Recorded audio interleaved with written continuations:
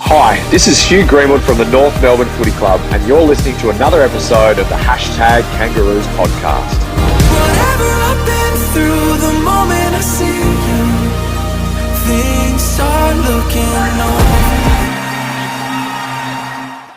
Welcome to another episode. My name is Dean Vasic. You can find me on X at Hashtag Kangas, Instagram Hashtag Kangaroos podcast. Tonight I am alone and wearing my premiership gear that came today. If you come on live on YouTube right now, you can see all the stuff. I've got the scarf, hat, I've got a stubby holder. It's in the kitchen at the moment. I probably should have the stubby holder because I've got my drink right here, just in case I start having coughing fits, like I generally do sometimes.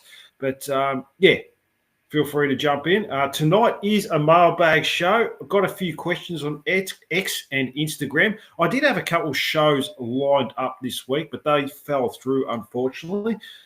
So here we are. Just me and you guys, if you do jump in live, I guess. So we'll see how we go with all that. I will also chat about my best 23 for 2025 version 1 team, which will obviously change as the months get closer and as the season goes on. There's a little bit of controversy. I had a few comments regarding the team, but I'll explain that anyway. But I want to start with AFLW trade period, and we've only become stronger, guys. We've got Richmond's probably second best player, Eilish Sheeran. The first round pick for her. She is 32 years old, so she is at the back end of her career. But you wouldn't think it based on the football she's played the last few seasons. Excuse me. She was a dual All-Australian. In 2022, 2023 as a defender, went into the midfield this year and racked up some big possessions this year as well.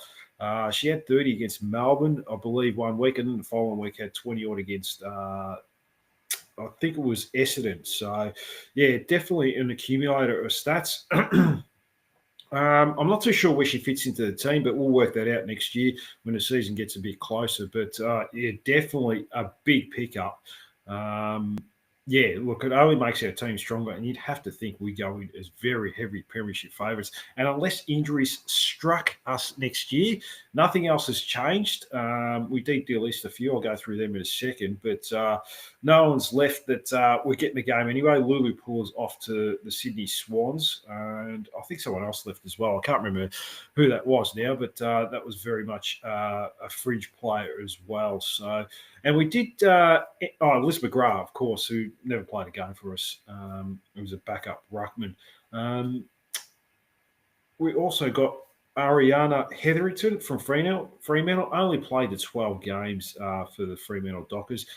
More as a backup, probably takes over Liz McGrath role. I guess Kim Rennie and Emma King, they're both in their 30s now. So a possible development opportunity, and there is a backup if one of them do get injured. Look, handy as insurance, but probably more of a developmental player for the next couple of years, you'd have to think. 25 years old, played in the semi-final for Fremantle this year as well. Played as a forward, more of a ruckman that can go forward, but she only has more depth to the squad anyway. A couple of delistings. I think it was Lucy Burke, a defender, only played the one game, played it this year, round 2 against Geelong. Looked okay. I think it was Sophie Kavanagh. She was a top-up player at the start of the season, never got a real look in. And the one that's probably got most potential, I think, should end up on another AFL list. I wouldn't mind redrafting her. I think the draft's on Monday. Is Zoe Savarayan. Very good small forward. I think she's only 19, coming off an ACL last year, which held her back. Opportunities were sparse, I suppose. You could sort of say that. We've got Nick Martin could get a game as a small forward, Elisa Locke, Bella Eddy. So she's definitely down the peck and order, but I'd still like to keep her on the list if no one else is going to pick her up. But hopefully she gets drafted by someone.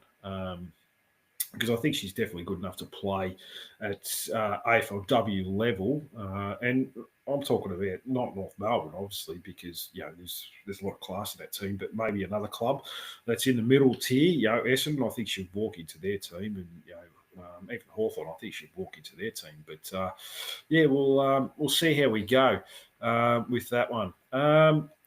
That's pretty much it for latest news. I mean, you got LDU talking about want to re-sign. He was in the media yesterday, coming up and sort of saying he wants to re-sign with the club long term. Look, I mean, a lot of players are going to say the right thing, but until it actually happens, I won't believe it. And we've got to start showing a little bit on field, especially early.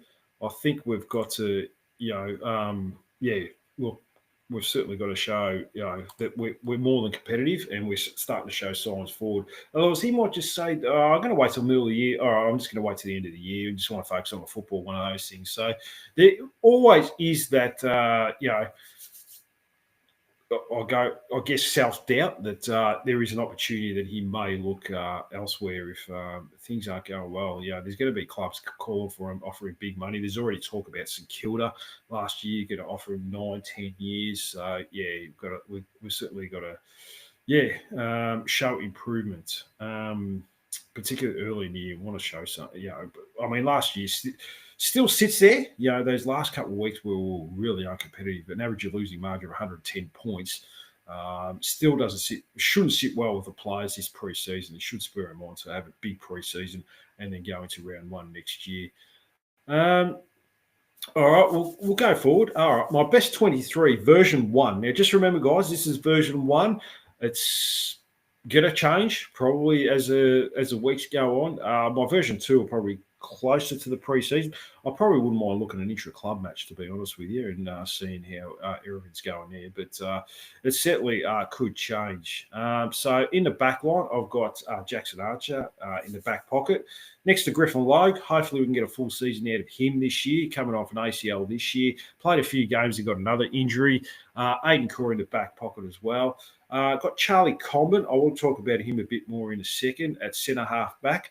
And the two rebounding defenders, I've got Riley Hardiman, a little bit of a surprise, but I like the look of him in pre-season. His body looks really good. He showed a little bit in the games that he played at AFL level last year, and certainly showed a bit in the reserves. Good left foot kicks. So, and Clarko loves his left footers. So I think he'll, after a big pre-season, will come into the team. And Caleb Daniel, who's looking pretty good in the pre-season. His ball use has been excellent so far, which we already know. So he'll add a lot of experience and depth to the team. On the wing, I've got Colby McKercher moving up the ground. There is talk that he is training with the midfields group. But I'd still like to see him on the wing. I definitely want to see him. Oh, sorry about that.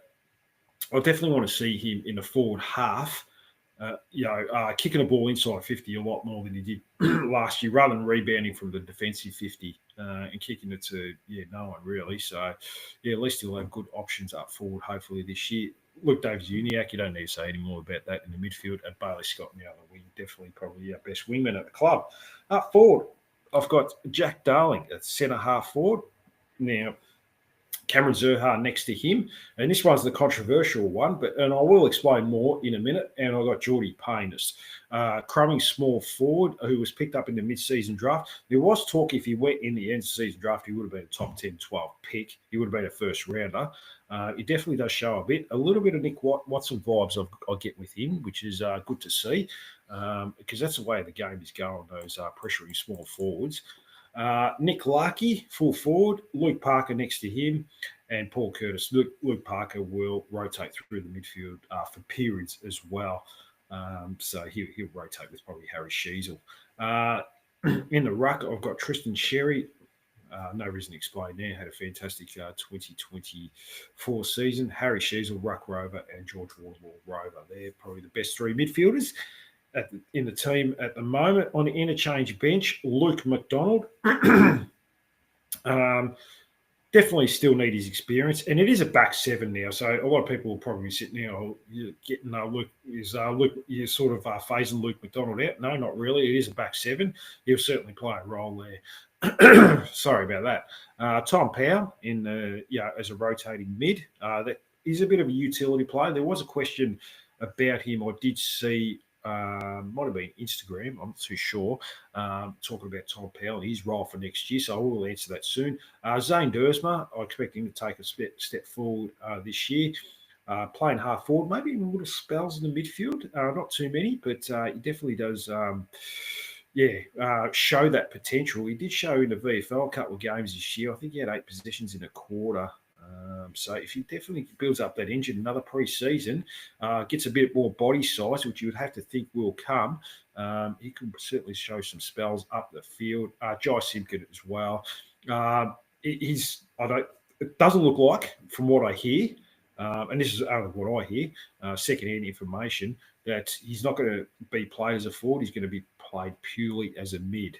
So, yeah, he'll rotate with the 4 or 5 or 6 others that will go through there. And as a sub, Zach Fisher, I like him as a sub. Definitely give it a little bit of drive. Can play any role, forward, wing, half back. He certainly should. So he's got a lot of versatility. So, yeah, he'll be on the fringes next year. Emergency, I've got Darcy Tucker. Probably a bit unfortunate. Did show a bit in the back line last year, but I do like the idea of North being a better team next year. And if we're a better team, then Darcy Tucker probably just falls out, but he will get his opportunity. I've got no doubt he'll probably play round 1 next year. I think he's one of the coach's favourite, just a solid veteran that can do his job. Bryn Teakle, he'll be on the fringes. I think his best position still is ruck that can go forward, and Will Phillips as the other emergency as well. So just with Will Phillips, we've got so many midfielders coming through. It's going to be hard for him to get opportunity unless there is an injury. So we'll have to wait and see. Now, no Finn O'Sullivan yet. I will explain more about that in a minute. Dylan Stevens didn't show enough last year, and with a bit more depth this year, with the pickups that we've got, Caleb Daniel. I know they're different sort of positions, Luke Parker, but they are players that do get your best 22. Some players have to be squeezed out. Robert Hanson, the small forward, look, he's definitely up there with a few others, but I just don't like that he doesn't show enough as far as defensive pressure goes. I think he barely laid a tackle inside 50 last year. He might have only laid 1, which is not good enough at this stage. But he definitely does show a bit of class. Eddie Ford, there's a lot of talk about him. Well, where was he? Why did you have him in the team? Sorry about that. Who do you take out? We've got a number of half forwards. You've got Paul Curtis, Cameron Zurhaar. I want that small pressuring forward, Geordie Payne, Luke Parker as well, Zane Dersma, Tom Powell may show go up there as well. And just from last year, only extending him by 12 months, shows that maybe the club aren't as high on him as most supporters are. So we'll wait and see on that one. Both the Dawson boys not in there, Will and Callan. Callan's a handy depth player, veteran now. So look, he's a player that could certainly get that opportunity. I have a feeling, just from what I'm hearing and maybe a few whispers, second-hand information, of course, that Charlie Comben will play forward this year. I've got him in the back line at this stage, but they might push him forward, which might mean a solid player that like Callum Dawson will certainly might come into considerations ahead of a Toby Pink, let's say. Constanti, look, I think he'll get his opportunities next year. I don't have him in a team just yet. He's doing some light work at the moment in pre-season, from what I've heard. Not in the full training group. I think he's coming off an injury. Finbar Malley, Josh Goder, Braden George, and CCJ, they're still to come back from injury, long-term injuries. So they'll have to wait for their opportunity. All right, talk of. A lot of people did, and these are the most common questions. I'll give you the most 3 most common. So why don't I have Phil O'Sullivan? I think he will probably be in the team, but I don't have him at this stage. There's no rush with kids. I mean, we don't have to play him straight away. We've got enough kids in the team at the moment. Let's get, we did get some veterans into the team, especially early in the year. Why you're competitive? Why you sort of, you want to go to the trusted veterans. That's why I don't have Finn O'Sullivan at this stage. look, from all reports, a beautiful kick, tearing the place down at training. So, look, he'll probably be there or thereabouts. It's not like I don't mind him just starting the reserves, dominating the reserves first 2 or 3 weeks, and then getting his opportunity after that. There's nothing wrong with that. So I don't have him in just yet. No second ruck. So a lot of talk about, who's the second ruck? You don't have Teakle. We only need someone in there for 10%. Sherry's going to do 85, 90% of game time in the ruck. He's not going to play. He's not going to go forward. He's not. He might for spells, like he might just drift forward from the ruck, but he won't play forward. We've tried that in the past, but his hands have improved out of sight, so you never know. So all we need is someone for 10, 15%. You can get anyone in there that's 190 centimetres. All I have to do is just be half competitive in the ruck. We see that with every other team. Jack Darling can play that role, and he's more versatile. I think he's still got his athleticism, Jack Darling, from what I've seen last season. So he'll compete. He could compete in the ruck. If the ball goes to ground, he's actually quite mobile as well. So only for 10, 15%, get Jack Darling in there. It doesn't bother me. Nick Larkey, or whatever, like you can get. Yeah, it doesn't have to be anyone brilliant. And I don't want to just get Brent Teakle, get him in a team because he could play as a second ruck when he's getting 3 touches a game as a forward. I wouldn't mind just trying that. So that's why I don't have the second ruck in at this stage, and I'll probably stick with that at this stage. If Tristan Sherry went down injured like he did a couple of years ago, we had Hugh Greenwood in that round 1 game where he did his ankle, Tristan Sherry, and he was more than capable. So you can get anyone in there. You can play Jack Darling in the ruck for the rest of the game. So you can't pick a team based on maybe we get an injury. To what happens if Tristan Sherry gets injured, or what happens if Nick Larkey gets injured, what happens if Harry Cheezel gets injured. So anything can happen. So I don't want that second ruck. I think it's a bit of an overrated way of looking at things. Geordie Payne is a big talking one.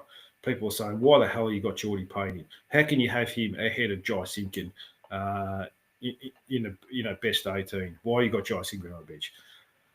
Geordie Payne's now, the reason I got Jai Simpkin on the bench is he's going to play pure mid. He's not going to play half forward. So I've got 3 better midfielders. Not better midfielders, but I've got 3 starting midfielders that I'm quite happy with. Look, he could easily replace Wardlaw. Wardlaw could go to the bench. He's not going to take Sheezel or LDU spot. Sheezel, you could probably start as a forward, put Payne on the bench or whatever. But that's how I've got it at the moment. It doesn't really matter. Simpkin's going to play a fair bit of game time. He's going to play 70, 80% game time. He needs to, get back in the midfield where he's played his best football. He did show a bit as a forward. I think he kicked 3 or 4 goals in the last round playing as a small forward. So he certainly can do that. He's actually set shot kicking for goal is quite solid. So he could certainly go back, play as a forward. But from what I understand, they just want to get him back in the guts, which is fair enough. So that's why I've got him in the bench at the moment. Geordie Payne, why have you got him for? A lot of people are saying, well, get Finn O'Sullivan in, get him out or something like that. The reason why I got Geordie Payne in is we need a small pressuring forward. Finn O'Sullivan's not going to do that, not in his first year of AFL football. It's a big step up, but Paul Curtis can do it to an extent. Jack Darling is the main reason why we went after him, because you can put that, forward half pressure on. We need players that can keep the ball inside forward 50. That's why I got Geordie Payne in. You've seen that 3 or 4 games last year, only 3 or 4, we won the inside 50 count. I think it was against Carlton in round 19. Collingwood, we lost by a point, probably should have won that game in round 12 or 14, I think it was. And Melbourne round 15. We won the inside 50 count in each of those games because we played a forward half game. That's where the game is at. I've spoken to Jacinta about this, who works for Champion Data, and I've asked her, I'll go, what's the most important statistic that we should be looking at? And she sort of said, time and forward half. If we got that time and forward half, you're a big chance to win games or at least be competitive. And Geordie Payne can certainly do that. Whether it's him or maybe Constanti, we need a small forward. We don't have it at the club at the moment. I just like his upside. He showed enough, coming up from the Colts. So, if he has a full pre-season, I expect him to hit the ground running and build his body out. You look at the top teams, Sydney Swans. I know they haven't won a premiership, but they've got those small forwards that put that forward half pressure on. Tom Papley, Will Haywood. You've seen Hawthorn this year, Nick Watson, a big factor into why they're good energy players. Geordie Payne is that good energy player. He's a very similar player to Nick Watson. That's why I've got him in. We need someone in that team that can do that. It adds so much. And it's one of the most important positions in AFL football now. Those small forwards that can do that defensive grunt work that no one else wants to do. That's why I've got Geordie Payne in, and not some. First half of last year, we didn't have a small forward to save ourselves. We had a number of half forwards because that's what we've got: Eddie Ford, Zane Dersma, Curtis Taylor, and they just didn't put the pressure on. Teams walked the ball out from our forward half. Blake Drury, I think he laid one tackle inside 50 all year. Probably a big reason why he's not on the list anymore. Robert Hansen was pretty similar, but we had no one else, so we just gave him games towards the end. So that's why I've got those players in. That's why I've got Geordie Payne in the team at the moment. But like I said, that can change. If you want to call me out, call me a dickhead or whatever you want to say, that's fine. I don't care. I don't take anything personally. So that's why I've got Geordie Payne in the team at the moment, in the best 18 as well. Controversially. All right, so let's go to the questions. All right, where do I start? I might go to X. Let's go with that. So I had a few questions here. Sorry, I will just get that back up now. So hang on. Oh, yeah. All right. Let's go. Yep. So I put the question out earlier today. Claire Cozzy, my good friend Claire Cozzy, how many times have you watched the grand final replay?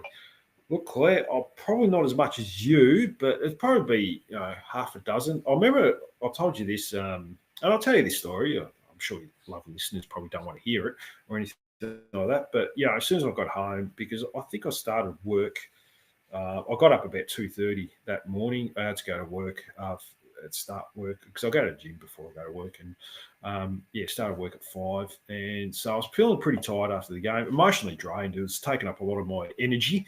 So, I got home and just put the Foxtel on and put it on 504, as you do. You watch the grand final replay, and it was just on loop all night. And so I just grabbed a pillow next to me and just dozed in and out of consciousness all night, just had the game on all night. It was funny. I remember a vivid dream, and I was having this is really weird. I don't know if you guys think this is weird, but I was in my backyard having a barbecue, and Sarah Wright was there. And there's a bench press there. So I said to her, let's have a bench off. Look, who can bench press the most, which is the stupidest thing you could ever do. So that's how my mind works, I guess. I think about the gym and, having a bench press with Sarah Wright, who could probably beat me, to be honest with you. She's quite a strong girl. That's. So I think you've watched it a lot more than I have anyway, Claire. Matt Robinson at Matta Aka Robbo. I'm not sure if I've finally lost my mind, but I think it all falls into place and we're going to be fighting for a spot in the 8. I think someone chimed in there. Chris at Better Loosen up 3. I'm sure you've lost your mind, all right. Look, possibly. But I like the optimism, Matt. Look, a lot of things would have to go right. No injuries, players in good form. And, but I don't think it'll happen. But you never know. Look, I like the optimism. 1993, I remember in 1993, a lot of people wrote us off and we ended up finished third in the home away season. Almost should have finished top 2, really. We were top spot there for a long time. So, you never know. Anything could happen. But a lot of things would have to fall in our place. Thanks for that, Robbo. Andrew at Andrew 893-29984. To get the improvement supporters immediate expect, what players do you think need to get 15% more output on their 2024 performances? There would have to be a minimum of 10. Look, I think there's going to be natural growth with young guys. I still think Harry Sheezer will show improvement, not with so much the statistics, but just his overall, probably goal assists, goals per game as well, playing half forward. George Wardlaw, if we can get a full season out of him, he'll improve. Tom Powell's an interesting one. He's at that sort of bracket where I think it's his fourth, fifth season where you want to see that improvement. Paul Curtis, I still think is going to show signs of improving. I think Josh, who I had on last week from the Further North podcast, sort of earmarked him as 40 plus goals. I think Cameron Zurhaar looks really fit at this time of year, but apparently he's going through the midfield as well at training. So he's a player that could improve. Had a bit of a down year, but it'll be nice for him to start the year off well instead of 7 or 8 rounds for him to get going. We'll sort of see with that. But I think there'll be natural growth. You get those experienced players in Luke Parker, Caleb Daniel. Hopefully Jack Darling, although the jury's out on him, I think there'll be natural growth, coming from experience as well. I think Jai Simpkin will have a better year this year. Certainly hoping Luke McDonald does as well. So, I think it's got to be, an improvement, not so much statistic-wise, but sort of an improvement from the experienced leadership team as well. What is Gary? Thanks for the question too, Andrew. I appreciate it. Gary at Gaza Bob 85. What is a pass mark for season 25 based on ladder position post season? Look, it's a bit of a worry because we don't have that first round pick. So we want to look. I think if we get 4th or 5th last, that would be a good baseline. But it's going to anything higher than that would be very tricky. So I'm hoping we can get to 15th this year. Anything above last or second last will be a big improvement. So that will be a big pass mark. So we'll have to wait and see. But thanks for that, Gary. Jay Luca at Jules Luca, what do you reckon Powley's role will be next year? I did have a question later as well. I think he's a bit of a utility at the moment. He's going to fill in a few gaps, maybe periods a half-back flank, periods in the midfield, periods on a half-forward flank as well. He's got a lot of class, can do a lot of that. As far as being a full-time midfielder, I think even in the second half of this year, they sort of went away from that a little bit. So he will have a number of roles, and that's going to probably be his role going forward as well. So, he's far too good of a player to keep out of the team. And he's probably not good enough to get in the midfield for 80, 90% of the game like an LDU or Harry Sheasel or even a George Wardlaw or Jai Simpkin. He's probably behind those guys. But, look, if we get a couple of injuries and he has to play more time in midfield, there's nothing wrong with that. He's a very good player. And he's looking good in the preseason again. Andrew Scalisi at Avs_97. Where do you see Matt Whitlock's and Will Dawson's future positions in the team? Both have played at both ends of the field. I understand in a match sim, Matt Whitlock was playing defence. I know, what is his name? Cal Toomey sort of said he's the defender when that can go forward. So I'm thinking he may start as a defender. And after natural progression, we'll probably go forward. I'm thinking he's going to be a defender, and Charlie Dawson will play forward next year. Will Dawson, I think he's more of a defender as well. So you probably got Whitlock, Dawson, Toby Pink as his 3 defenders, Callum Dawson in the reserves. There will be periods where Matt Whitlock may go forward. But, look, I think they want to develop in one position, especially a young kid. You don't want to throw in the deep end too soon. But that's another development year for them. I think Will Dawson's put on apparently 13 kilos in the last 12 months as far as body size. So I'm excited for him. He looks like a good intercept player. I was throwing the deep end a couple of times last year in the seniors. So, looking forward to seeing him. And I think he'll get some opportunities next year. Rusty_Snake at Rusty_Snake. Or no, it's just Rusty. Yeah, all right. Who is currently injured or on light duties? As far as I know, I don't know too much. I think CCJ is just doing bike work at the moment, still recovering from the Achilles.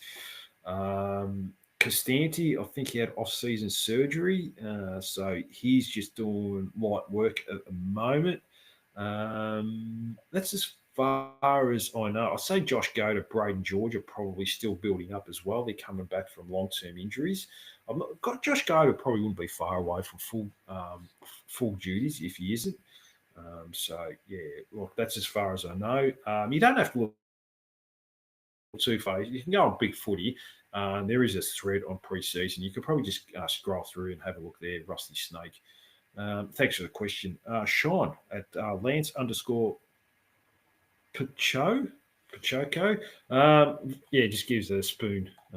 Yeah, that's that's pretty unanimous. That one, it's gone viral almost a couple of times. The old Lance. So thanks for that, Sean. All right, I will go to Instagram now. So I'll just check on the live feed. No, nothing. No questions there at the moment. So yeah, I'll just go to Instagram then. Matthew Mill. So, all right, Matthew, can I? Can I please get our starting centre square group and then a second change starting square group as well? Who will be our possible 6 centre square players, not including ruck? I pretty much went through that with my team so far, but I'll go through it again. All right, so we've got LDU's the number one, 1A, 1B. He's the midfielder. He's a midfielder that you build around. You got Harry Sheasel, George Wardle, the other three. Jai Simpkin is your number 4. Luke Parker will definitely have spells in there. We'll need an experienced big body midfielder in there as well. Another one. We can't just rely on the kids. So yeah, I mean, there might be spells where we might have to. And a big reason why we did recruiting is when teams get on top, you can throw Luke Parker in there. If the games are close as well towards the end, you'd probably throw Luke Parker in midfield with Jai Simpkin. You get the experience in there. You probably throw Sheasel forward, who could be that match winner up forward and kick a goal. So that's 5. McKercher apparently is training with the midfield. So I think he'll definitely have spells in there as well. Or 7. So you probably wouldn't go past much more than that. And that's probably about it, really. Cameron Zurhaar, there is talk of that. But they talk about that every year.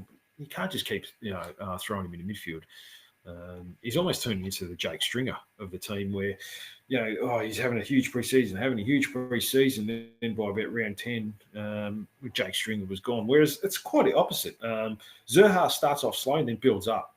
Second half of the year, finishes off the year really strong, which Jake Stringer starts off the year flying and then just falls away, starts putting on 10 kilos, and doesn't look interested.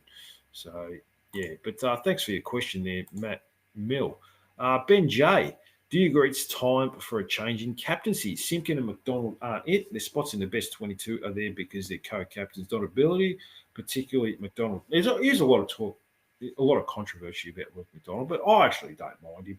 He gets a lot of criticism. He does try his hard out. He does bleed blue and white. So I'm not too worried about who the captain is. Look, at the end of the day, we're going to have a captain for the next 12 to 24 months until Harry Sheasel takes over. He's going to be the captain for the next 10 years after that. So it's more the leadership group. So, we're reporting Caleb Daniel, Luke Parker, Jack Darling, players that have been leaders at previous clubs. So they might all, maybe Jack Darling not so much, but the other two I think will definitely be in the leadership group. There'll be about 6 to 8 players in that. Aidan Core, I think, would be one of them for the back line.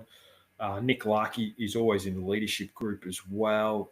So, Harry Sheasel will be there. He's, of course, and you might throw in one more player, which, look, I wouldn't mind seeing LDU in there. I think he needs to get in there. I know, it doesn't really matter, like if he's in there or not, because his football does the talking, and whether they just want him to focus on his football and not worry about being a leader out on the field, is totally at the discretion of the club. I hate how they do the captaincy at the end of the day, where they just get the players to vote. I don't think anyone's been a big fan of it. I want to see coaches take responsibility. All right, this guy's the captain, vice captain, and this is the leadership group. So yeah, I'm not too worried about who his captain is because for the next year or two, it's just a placeholder till they feel like Harry Sheezel will take over, or he's pretty much taken over already. Yeah, he's the face of the club. He does all the talking for the club, and he's got a great head on his shoulders. So yeah, thanks for that question, Ben J. So North Pod, Jason, look. Yeah, hopefully everything's going well. Had a kid, had his first born son about a week and a half ago. I remember my first born, which was in 2010. For that first week or so, it is a little bit daunting and a bit overwhelming on occasion. So hopefully you're going well. Hopefully the mother's going well. Hopefully you get some sleep because generally for about the first 12 months, I didn't sleep too much. So shout out to my daughter there. But hopefully Rafa's looking after you guys. And I will try and get Jason on early next year with Bailey and Josh again to do big season previews. So I do enjoy listening to their shows. First off, make sure you check out Jason at North Pod. So you don't have to look too far to find his podcast. So make sure to support their work as well as mine as well. They all do great work. But he says, he chimes in, big congrats on the year, Dino. Thank you very much. Big congrats to you on a big year. Any big plans for the pod next year? Not too much at this stage. I'll sort of make it up as I go along. Look, I might look at doing like interactive shows where I'll do phone call-ins and so forth with the audience. I'm thinking of doing each week, instead of like you guys do 3, 2, 1, which is nothing wrong with that, the votes like that. I'm probably looking at doing something like a Defensive Player of the Year award each week, where it might not be, Aiden Core or, a defender. It might be, Paul Curtis, with his pressure acts up forward. This way, because generally, you do best players, it's usually the midfielders and so forth. So I want to do something that rewards players that do the defensive thing, that do the tough thing, like Sarah Wright or Jasmine Ferguson, Libby Birch, Elisa Lachlan with her defensive pressure up forward as well. So, just things like that. I might look at doing something like that. But other than that, not really, mate. So, we'll sort of see. I don't really plan too well in advance, and I'll sort of make it up as I go along. Just going live on YouTube. I only decided that on a whim. So I thought I'd try that. It's still got a long way to go to build. So, but that's about it at the moment. I might ask you the following question. So, I'll probably have to message you in the next few days to make sure everything's going well at home. But thanks for the question there, Jason. Brighton Isles. All right. So he asks, what's the big thing you're most excited for North Melbourne in 2025? What would you say is North's floor and ceiling heading into 2025? What's North Melbourne's biggest strength for 2025, and will it cover our weaknesses well? So, 3-part question there. So I'll answer the first one. What's the big thing you're most excited about for North in 2025? Look, I'm excited for football in general. I'm looking forward to, I'll look forward to watching Harry Sheezel, George Wardlaw. And looking forward to the new guys coming in, Caleb Daniel, the bull use out of the back line, Tristan Cherry smashing a few things. I just like football in general, so I'm excited for a lot of things. But if I had to think, if I had to pick one thing that I'm most excited about, it probably would be just watching Harry Sheezel, to be honest with you. The guy's a marvel. So, the second question, what would you say is North's floor and ceiling heading into 2025? Look, the floor, look, Luke Parker, Jack Darling, they're players in their 30s. They could be washed. You never know. The players that might not be good enough, because when you get in their 30s, it could hit you the end is near. So that's the worry. Caleb Daniel, maybe there's a reason why he wasn't getting a game. So the new recruits might not work as well. And if that happens, then you could be looking at another 3 or 4 win season. And then you're sort of looking, well, you don't even have your first round draft pick either. So not to keep harping on that, but then it's like a little bit of panic. And then the rebuild is set back for another 12 months. Ceiling, look, I think we could win 8 to 10 games, realistically. All those players, Jack Darling could kick 30 goals, average at 1.5 tackles inside 50 per game. Cameron Zurhaar could be, the perfect second foil for Nick Larkey. Nick Larkey getting back to kicking 60 goals. Our defence coming together. Charlie Common playing, as an All-Australian defender. So, if things align, don't get injuries as well, 8 to 10 wins could be a pretty good ceiling, I think. And the last part, what's North Melbourne's biggest strength for 2025? We'll cover our weakness as well. Look, I think our midfield would have to be the strength. I mean, having one of the best ruckmen in the competition now, as well as having LDU, Sheasel, Wardlaw, Simpkin, all those players coming through. We just got to start, taking advantage of the fact that we've got this star-started midfield almost. We've built a midfield from there, from the early days when we drafted LDU. So now it's time for us to, take that to the next step and really start dominating teams there. And getting a bit of experience with mature body like Luke Parker will help that midfield. Our weaknesses,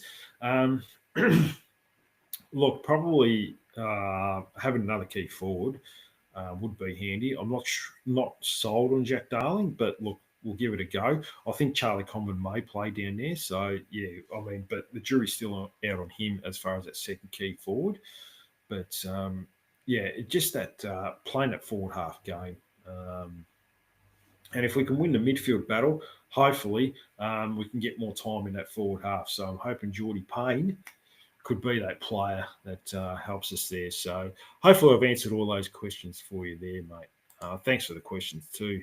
And Michael C of Varela, what do you think about Tom Powell coming off a halfback flank, alternating as sort of a ruck rover, even Sheasel and ruck rover type of role? Yeah, I've got Sheasel as a starting ruck rover. He will play midfield next year. There's no doubt about that. Far too good of a player to not be in that midfield. They're playing on the forward flank as well. Yeah, like I sort of said with Tom Powell earlier, he's going to have a few different roles this year. So, he's going to have. Yeah, I don't think he'll play too much midfield time unless there's injuries, which is not a bad thing. But yeah, I think halfback flank, he definitely played that in the last few weeks last year, in the second half of the year last year, and he can play half forward. So he's going to be a bit of an all sorts of player, so sort of the ultimate all rounder next year. And that's it, guys. No more questions. I'll just check the chat if any questions have come through there. No, they haven't. So that's it. I've gone a lot longer than I thought I would. Thank you very much to all you other listeners. If you did tune in tonight, I'm not too sure if you did, but a bit of late notice. Like I sort of said, I've had a few cancellations this week, so it put me a little bit out. So I thought I'd just get an episode out this week anyway, just to get you listeners involved. But don't forget to like and subscribe to this work as well. It definitely helps out the show.